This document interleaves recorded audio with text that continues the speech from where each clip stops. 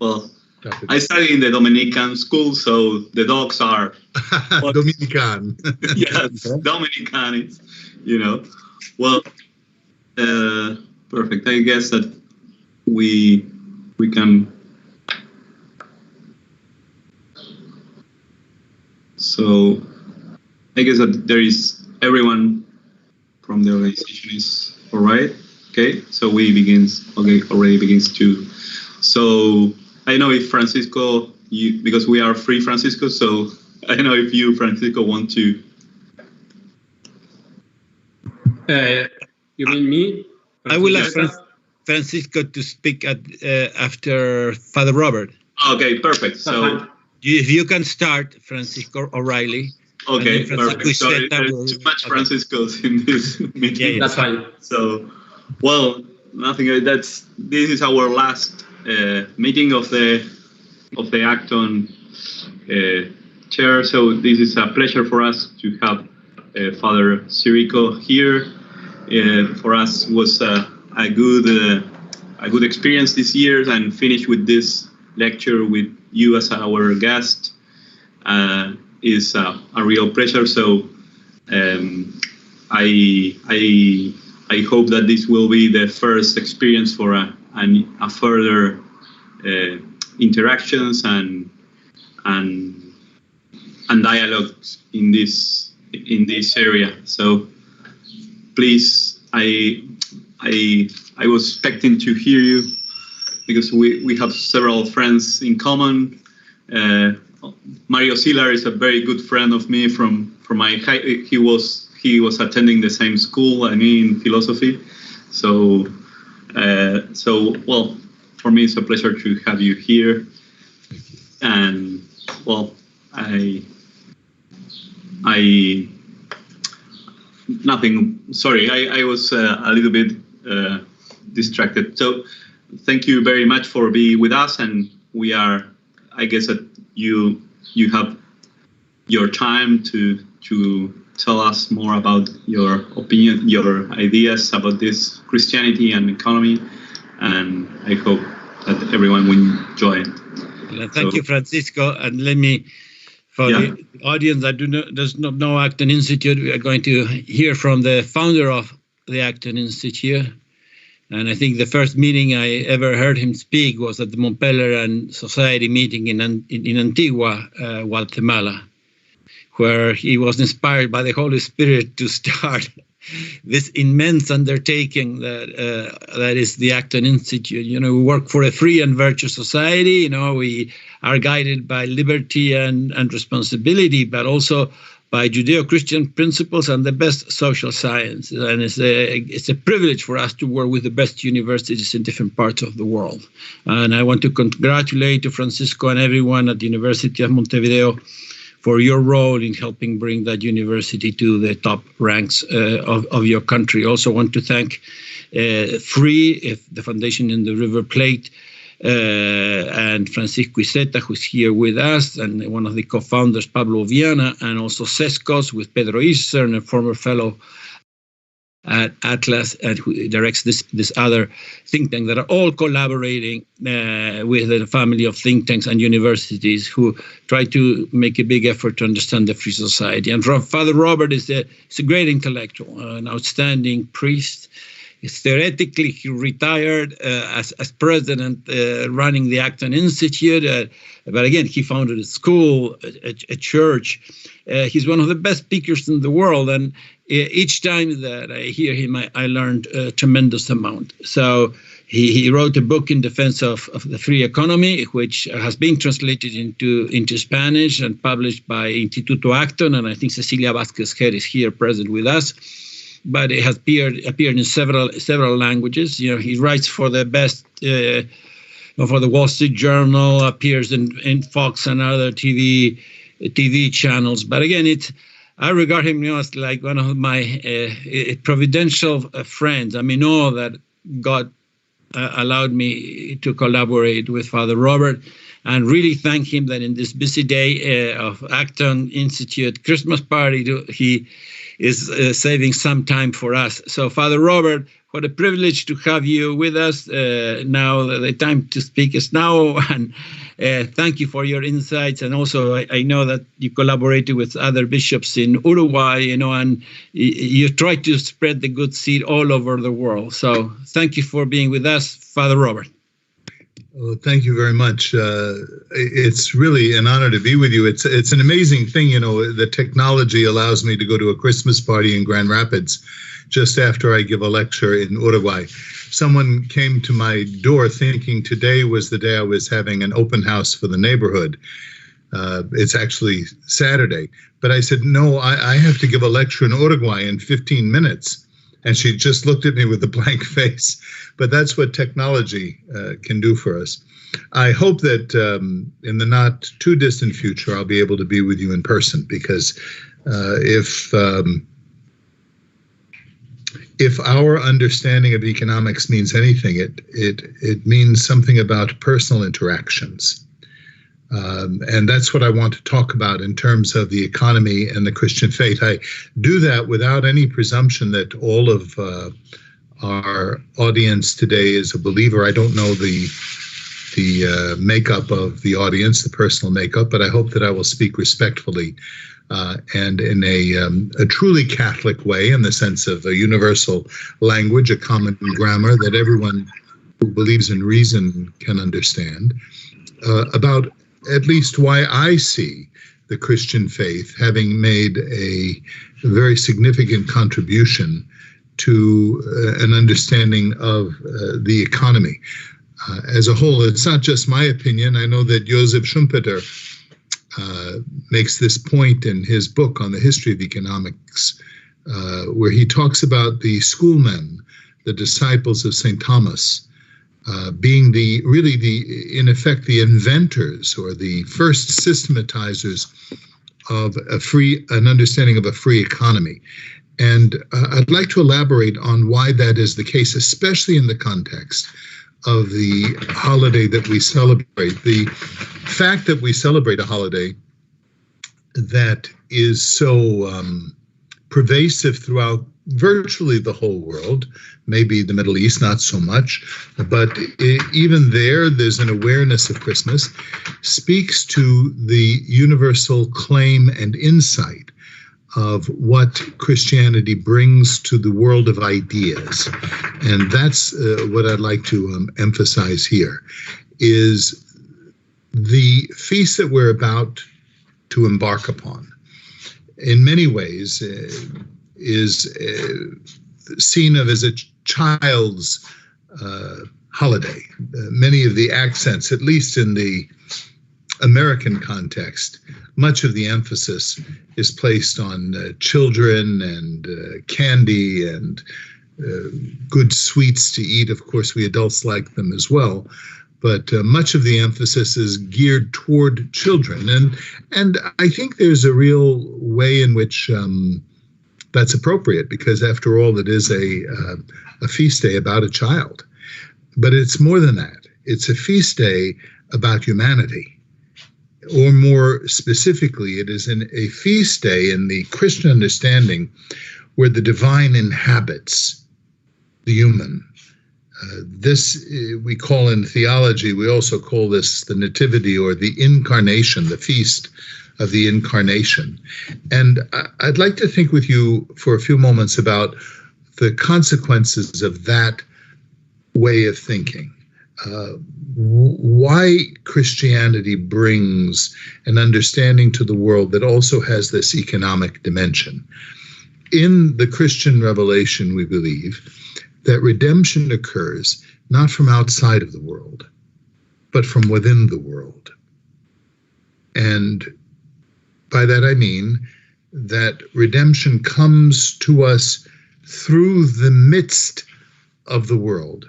This is not like a visitor from another planet who descends upon the earth and brings the knowledge of another planet to this world. That's not what the theology of the Incarnation is.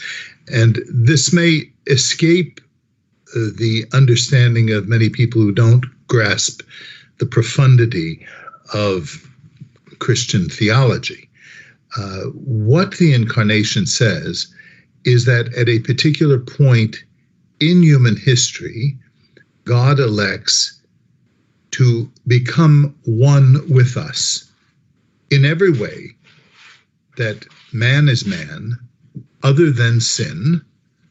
Jesus Christ inhabits the world, even to the point of having a mother, so that he takes on humanity, not just a human form, though certainly a human form, but humanity itself is what is subsumed in this incarnation. He brings us to himself.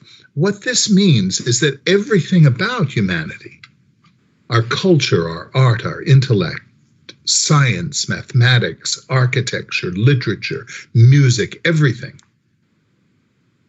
is important to God because it's important to humanity, and humanity itself emerges from the Word of God, who creates the material world with his Word. In the beginning, God created the heavens and the earth. And this becomes the paradigmatic mode of understanding both theology and economics in this sense. In theology, it is so because it says that God is the origin of the material world. He creates all things ex nihilo and forms man in his likeness, in his image. He forms him from the dust of the earth and breathes into him the breath of life, so that man is a composite of the corporeal and the transcendent. This, by the way, you know, the image that we have, the story of Eden, is a story of God placing man and woman in the context of scarcity, right? He places them in a garden. The garden needs tending. He doesn't place them in a jungle. He places them in a garden. And the first words that this family, this couple, this newly created couple hears from God is a command to work, multiply, fill the earth, have dominion over the world, tend the garden. And a jungle likes to creep into a garden, so it takes work. And the work is the living out of the very nature of the human person, who is made in the image of God, the imago Dei. And God, we see in the first chapter, I'm alluding now to the second chapter of Genesis, but in the first chapter, this God is the worker. He's the impresario. He is the one who fashions all things by his design. And now he commissions man and woman made in his image and likeness to be like him in their creativity. And I suggest to you that is the creation of the world, and the incarnation, which in effect reiterates the creation of the world by taking the old Adam and giving us a new Adam, taking the old Eve and giving us a new Eve, in the form of Jesus Christ and the Virgin Mary, which brings us to the celebration that we are embarking upon in a few days, that all of this has consequences in the world of ideas for economics. And I think this is what Schumpeter sensed in Christian theology and biblical theology. He sensed that this was not just a disembodied spirituality that speaks just in ethical terms or in poetic terms or in salvific terms, detached from the concerns of the real world. This is a theology that seeks to permeate the whole world because it sees the world as part of God's creation. And when we see this theology played out in history, we see, now I'm just talking about the theology, I'm not talking about all of the institutional and bureaucratic arrangements that we see in the church too, because that too represents humanity and not the best part of it sometimes. But we can hold that off for a discussion later. What it does tell us in terms of the history of ideas is that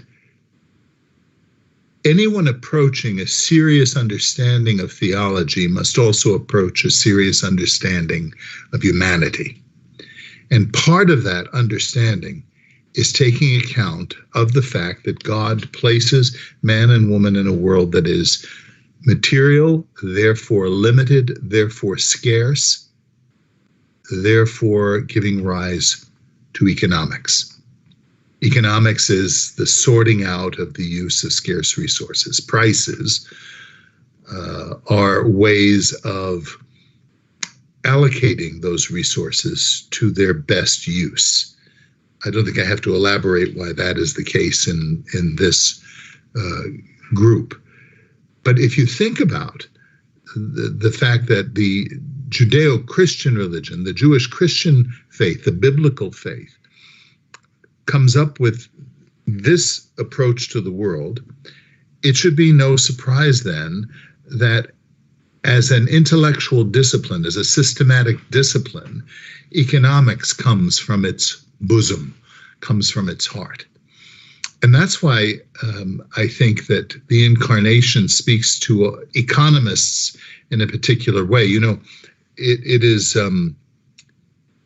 the habit of preachers to decry the materialism of the Christmas season, of Advent and Christmas, the buying of gifts and all of that. And, I'm a pastor. I've just retired as the pastor of a parish.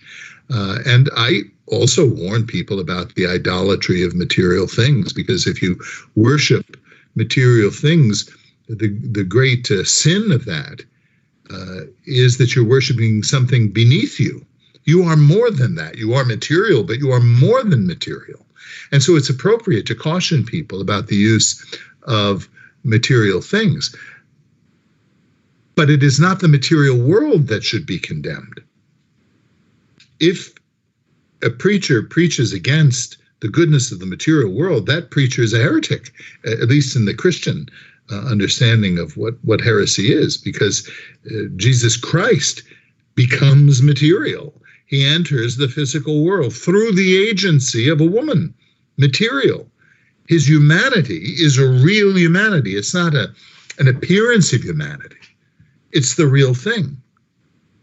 And if that is going to be real, it has to have economic consequences. So in one sense, it is true that we should be very careful about how we use the material world, because these are tools, in the same way that we would be careful about using tools in our workshop, or the way in which especially a doctor would be careful about using a scalpel in an operating room. The scalpel can save a life by removing a cancer, but it can also kill by cutting an aorta, a heart.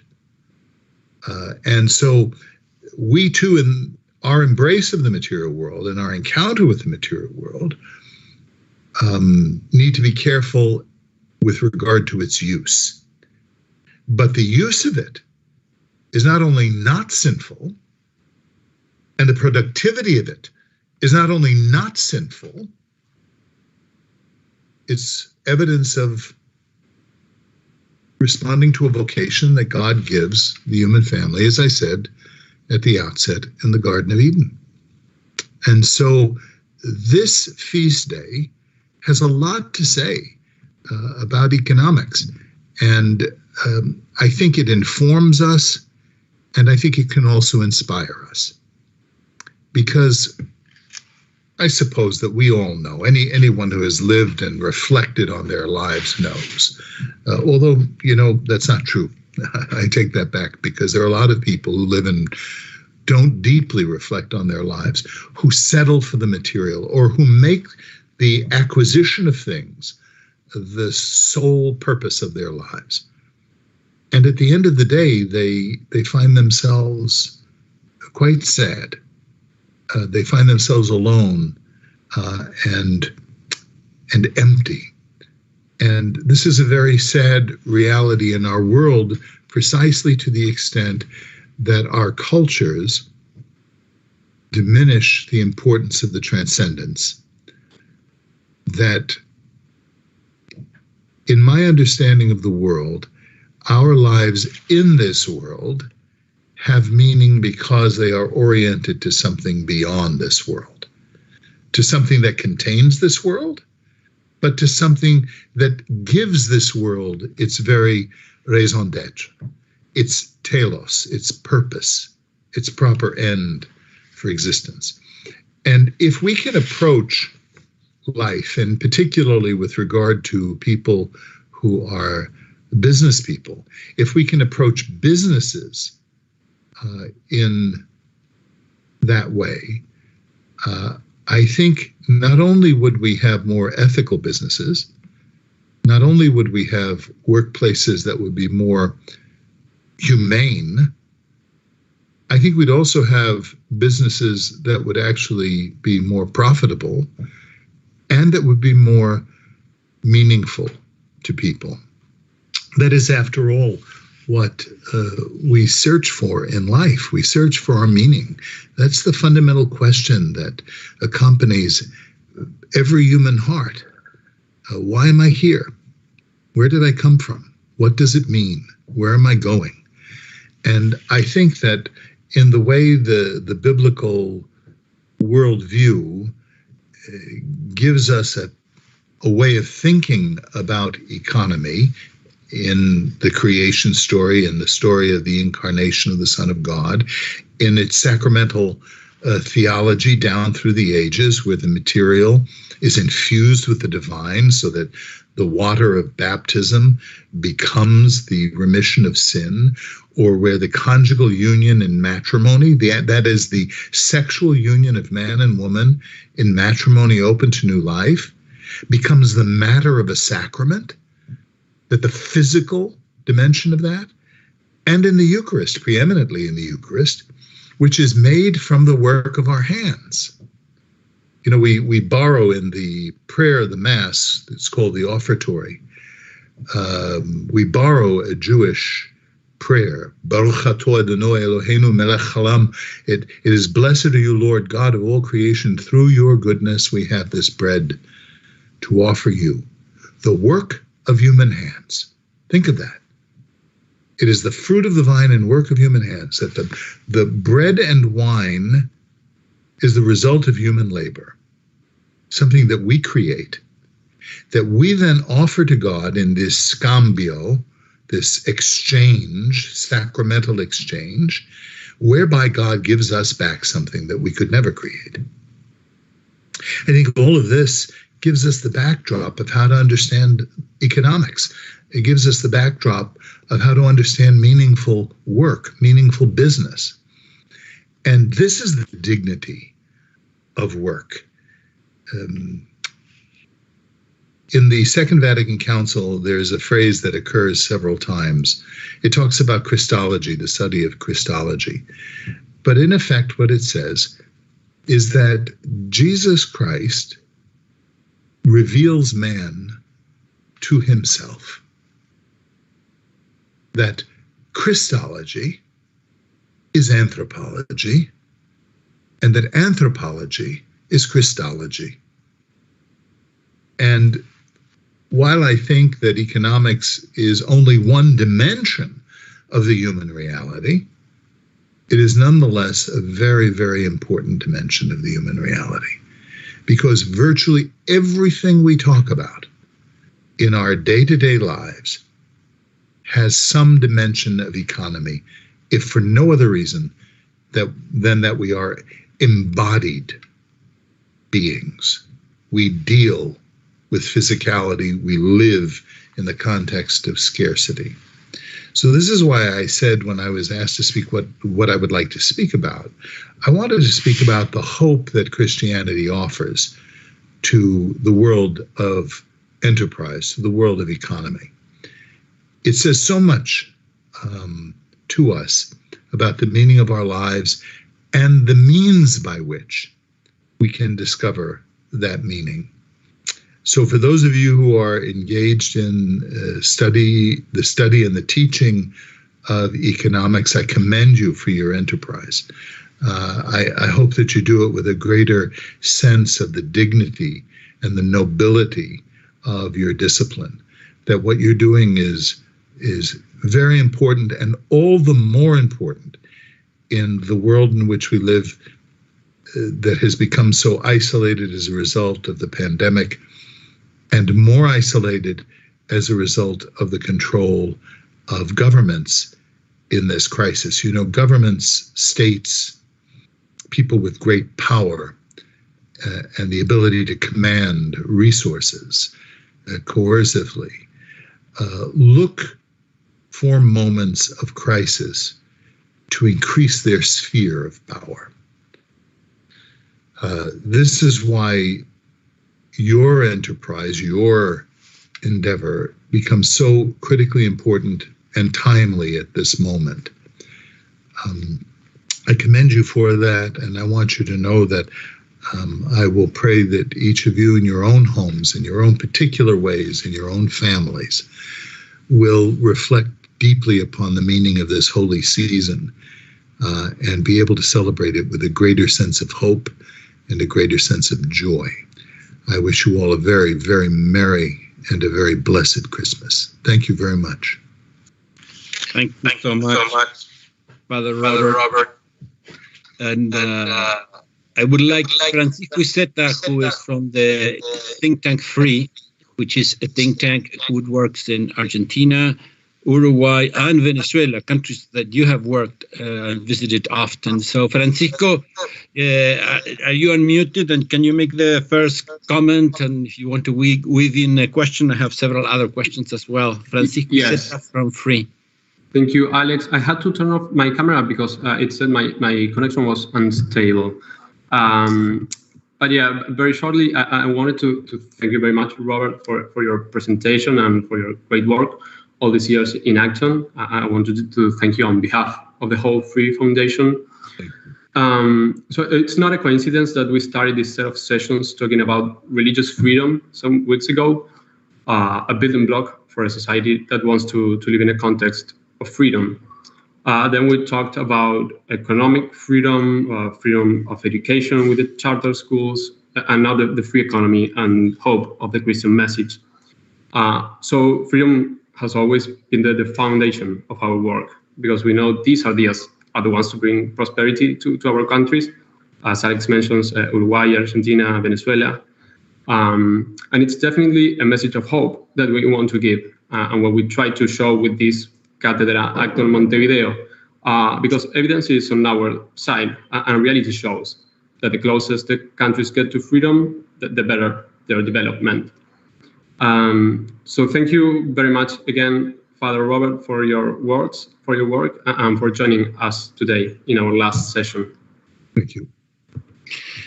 I have Pedro Isen from CESCOS has a question. I think he asked me, to ask it. I don't know if you can, if not, if you want to unmute yourself, but let me ask it just in case. Pedro,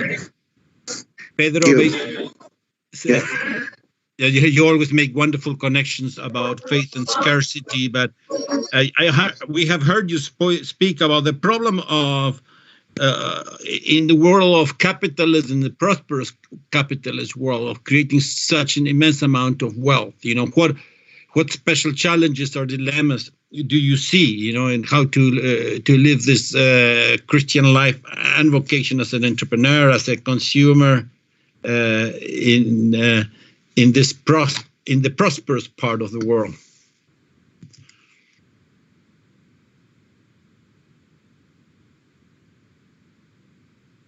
And that's for me to respond to this. I just wanted to make sure the cross talk. Well, I think I laid the basis for that in my formal remarks. I think it begins by seeing our engagement in the material world in a broader context. The people get in trouble with the material engagement in the material world when they hyper-focus just on the one aspect of it, the pleasure, the leisure, the capacity to have things. And I think this tendency toward satisfying our desires is a natural human tendency. All people desire. It's what we do. We yearn to move from a place of dis-ease to a place of greater ease. Even Ludwig von Mises begins Human Action with that observation. That's what economics is, because that's what human action is. That's why human beings act. And the problem arises, to my mind, when we see this truth, which is a truth of anthropology, but also a truth of economics, and we think that this is the whole truth, that the whole reason of our existence is summed up in the acquisition of material things or the satiation of our desires. And when we really reflect on who we are as human beings, for just a few moments, we realize we seem to kind of put this off in one part of our brain, but it's also another very important part of human reality. And those are things that transcend the material. I'm speaking here of the notion of honor, the sense of beauty, the reality of love. All of these things are non-material things, and yet they're things for which people will die. And I think we take it down from that height and apply it to our more daily lives, and it can inform how we buy and sell things. That is the mode of our exchange, the way in which we orchestrate businesses or deal with shopkeepers even. You know, C.S. Lewis has a wonderful quotation I've used many times. He says, C.S. Lewis is the great evangelical, what shall I call him, evangelist, apologist for the Christian faith. He says, you have never met a mere mortal. Everyone with whom you ever have come in contact, every shop girl from whom you've ever bought anything, any person you have ever loved or fought with, none of them is a mere mortal. Every one of them is either an everlasting splendor or an eternal horror, but you have never met a mere mortal. And he goes on to say that the most sacred thing that presents itself to our senses next to the Blessed Sacrament is our neighbor. And if we can approach our world with this balanced sensibility, this greater comprehension of the meaning of our world and the meaning of our lives, I think that our prosperity becomes a great tool in our hands to do good and to be good. Father Robert, and then I will ask a question, and Francisco, then hopefully you can make a comment or ask after that. You have done a marvelous job in nurturing this great dialogue between faith and the economy, that it even reached the Vatican. I have two books here, published by the Vatican Library, Libreria Editrice Vaticana, where one in the year 2000 on globalization and the other one about the family. And Acton is the co-publisher with the Vatican in this book. Don't tell Pope Francis. Yeah, I know, but what my question is,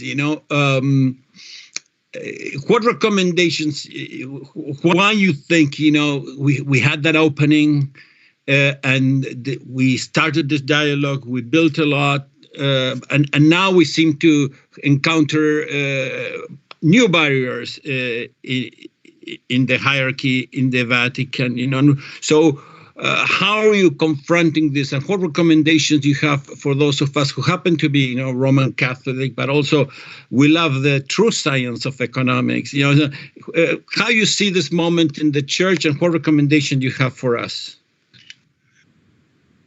If I were going to joke about it and be naughty, and maybe I will have to go to confession anyway before Christmas, so I prepare my soul. I would say simply, we have too many Argentinians in the Vatican right now. I don't know how that goes over as a joke in the rest of Latin America, but I will just say that and say to you that I am joking. I want to be more serious about it.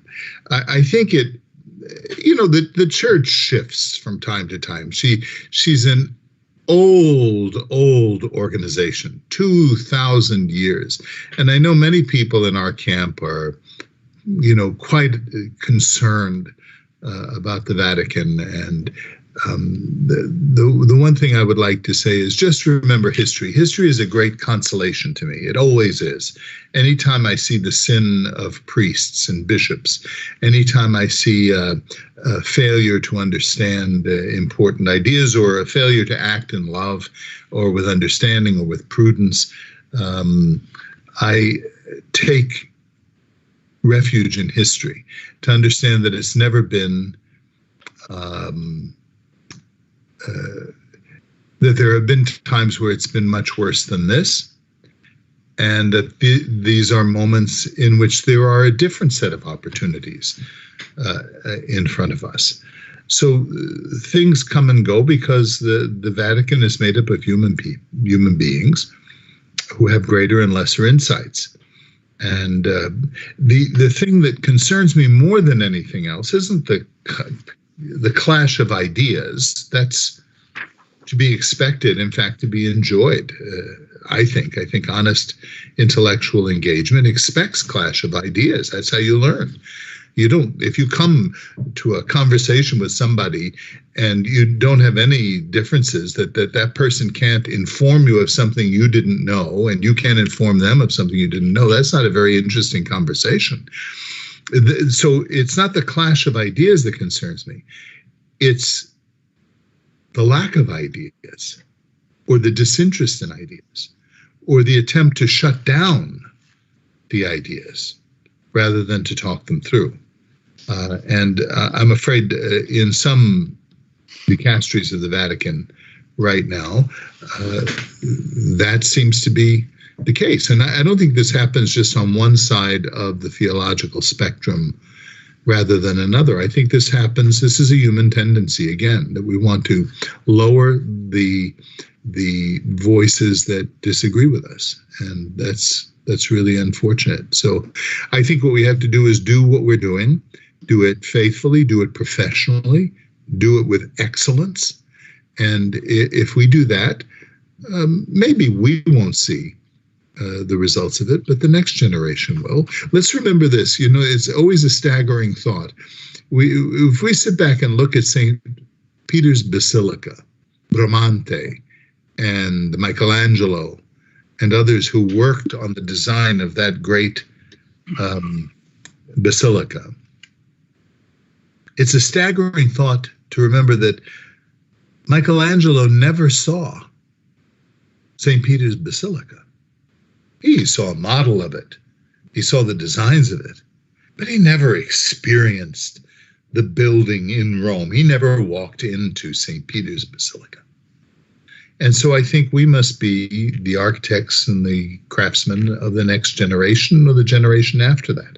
And we do that only by being professional, being excellent in our enterprise, and building faithfully and energetically the various elements of our construct, our understanding of how faith, theology, and the economy can interrelate. Thank you so much, Father Robert.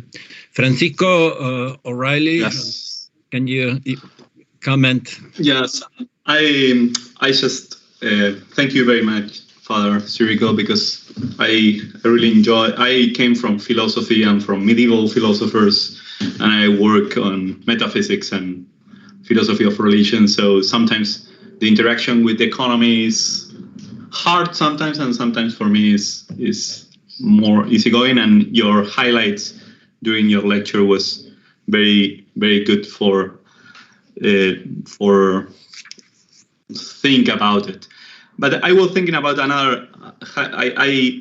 I write down that this idea that the personal interaction is in the base of all our life, not only in our economy or in our. And I was thinking about also the idea of providence that the Catholics has very hard, and the divine providence has to be with this respect about, God respect our freedom, respect our, and when he intervene, not moving our hand, intervene with patience. God is patient, is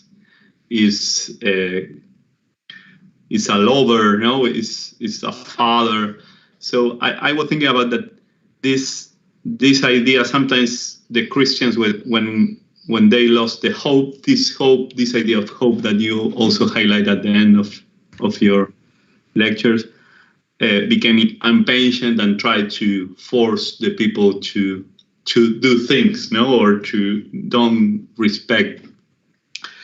So I keep in mind this idea that sometimes our challenge is to keep in mind the goodness or the goodness of the human dignity, to reinforce this point. So for me, it was that was very inspiring in this line, and I thank you very much for because I feel like sometimes we lost in some debate about another things, and I was thinking also C.S. Lewis has in his book The Four Loves, he says, like, everyone wants to be loved for something, and no one is like good when someone says, I love you because I love you, We want to be loved because I am the author of this paper, I am the father who keeps you, and God loves us because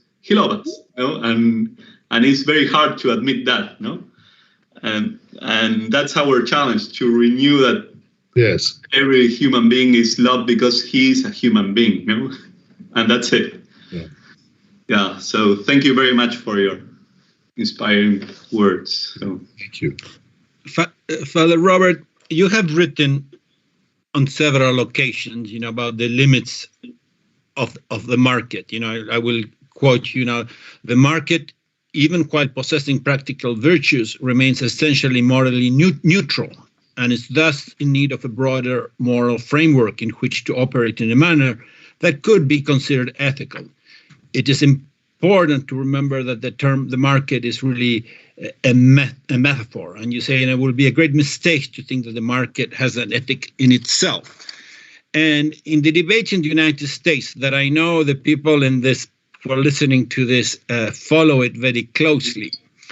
Given these failures of the market, we see some of our colleagues and friends be very optimistic about bringing in the state and having the state rule the market, and the way that this debate is taking place sometimes is so it's with like insults and aggressiveness. And I have heard you speak, that it's almost like there is a sort of madness going on in certain circles, and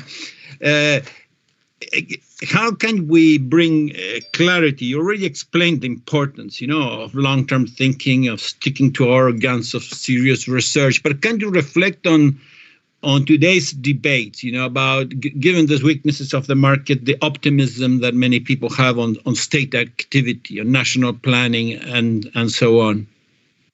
Well, that's always existed. It's just that now some of the people we thought understood these questions reveal themselves as not really understanding these questions at all. That, Lord Acton said it very well, and this quotation from Lord Acton, probably his most well-known quotation, was in reference precisely to the church. He said that power tends to corrupt, and absolute power corrupts absolutely. So we shouldn't be surprised that even amongst our friends, they know the good that they want to achieve, but they're anxious to achieve it in ways that will not.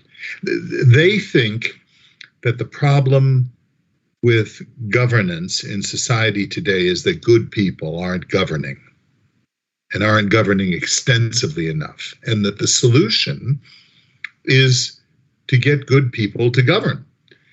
And this is a mistaken notion, because the problem isn't the members of the Politburo and their moral qualities. The problem is the Politburo, because once they get on the Politburo, they become more corrupt.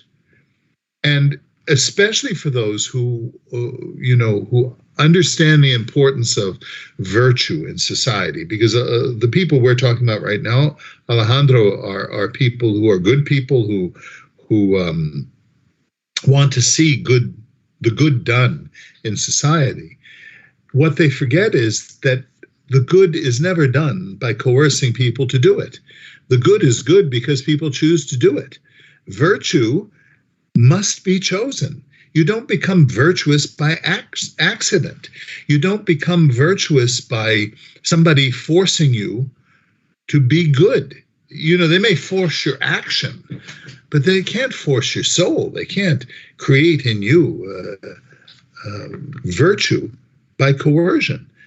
So what we need we need the legal framework that ensures people settle their disputes in a peaceable manner, so that they don't use coercion in resolving their problems with one another, and to ensuring that we, respect each other's boundaries, property rights, and right to their own freedom, etc.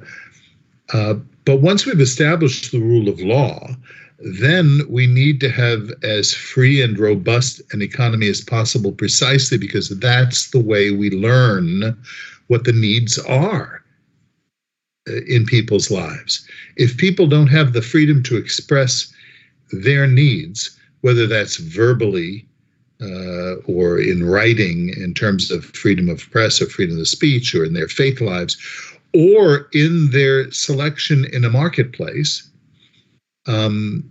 then we don't have the information to go on as to what we're supposed to produce.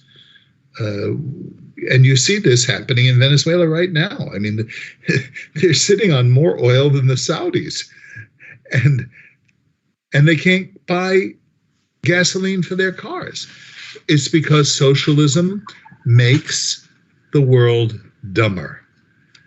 It is not wrong economics. It is anti-economics.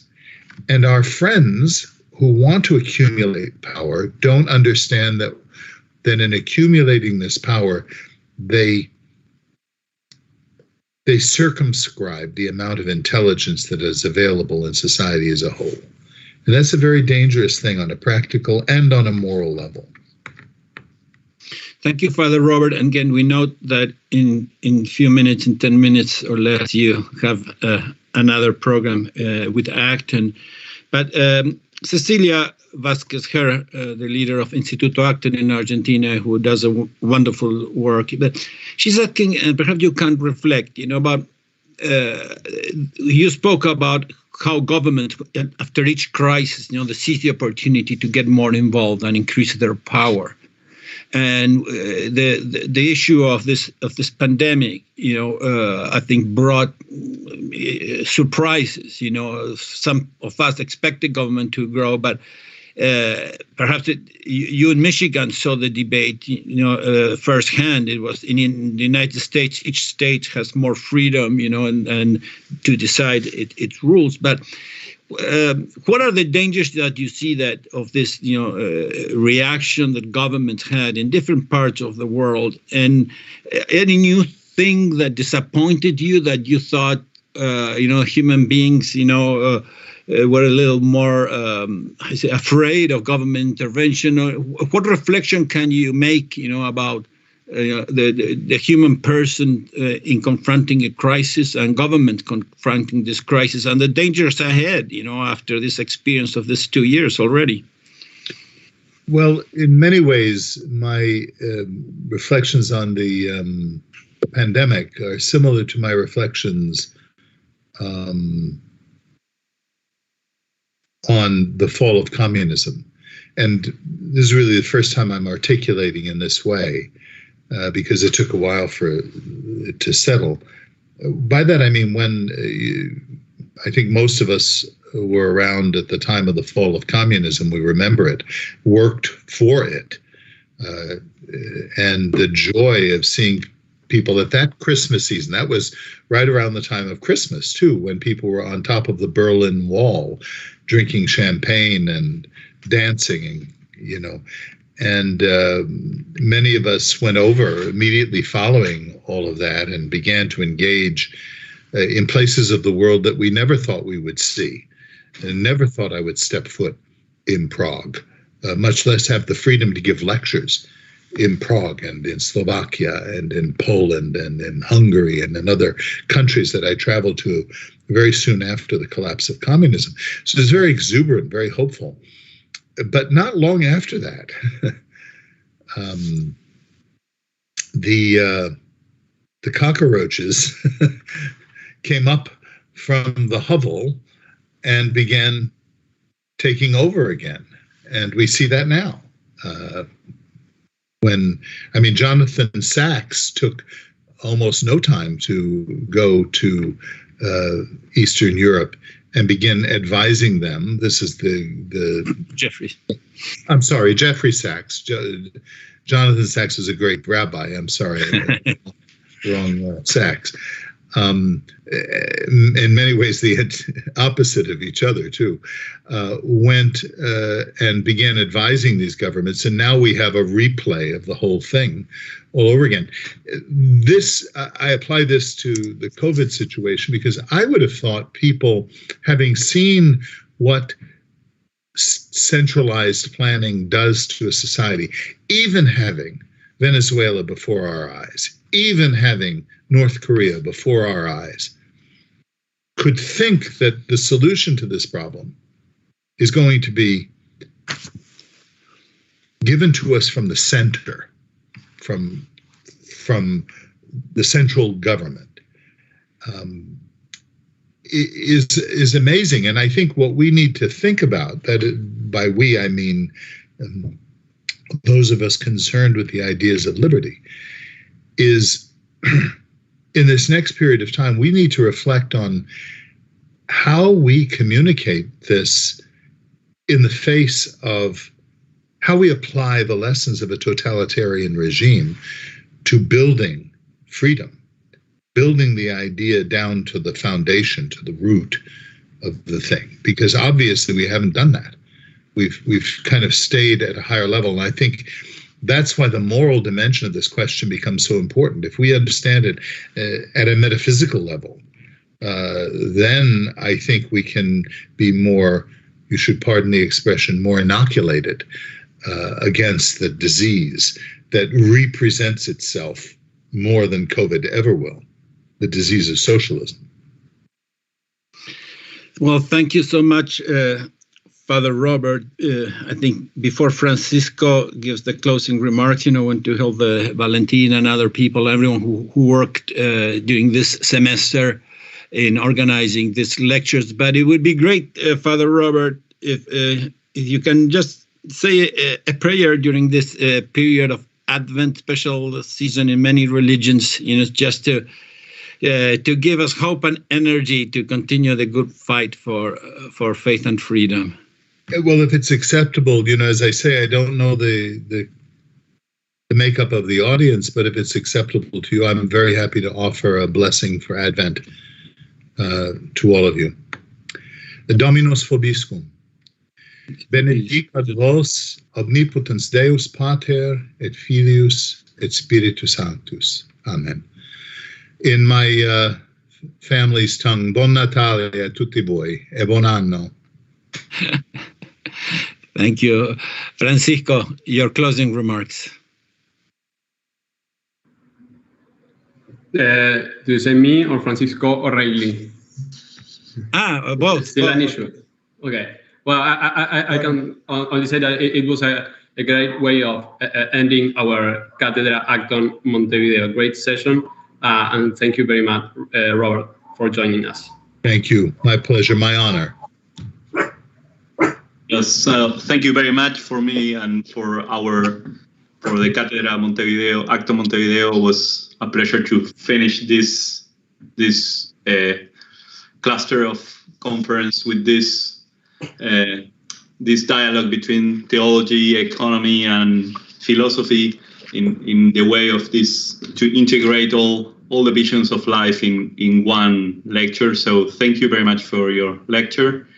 And also thank you very much to Valentina and the other. Today is only Valentina, but there has been a lot of people working behind. Also Angelo, Pedro, and all the people from CESCOS to also work in make this happen. So we hope, and I take your bet that I hope soon to have you, Father Robert, in Montevideo and Buenos Aires, and maybe some barbecue and good Argentinian wine, and Uruguayan also. So thank you. Well, thank you. And we are going to post it on YouTube, so it's very rewarding. Thank you so much, Father Robert, for your great everything you do, and you will continue to be doing. Ciao. Arrivederci. Thank you so much for a wonderful presentation. Chao, chao. Gracias. Gracias, Valentina. Muchas gracias, Valentina. Pedro. Bueno. Gracias, Muchas Pablo, gracias a todos. Gracias a todos. Muchas gracias, Valentina. Muchas gracias, Angelo. Gracias, Alex. A ver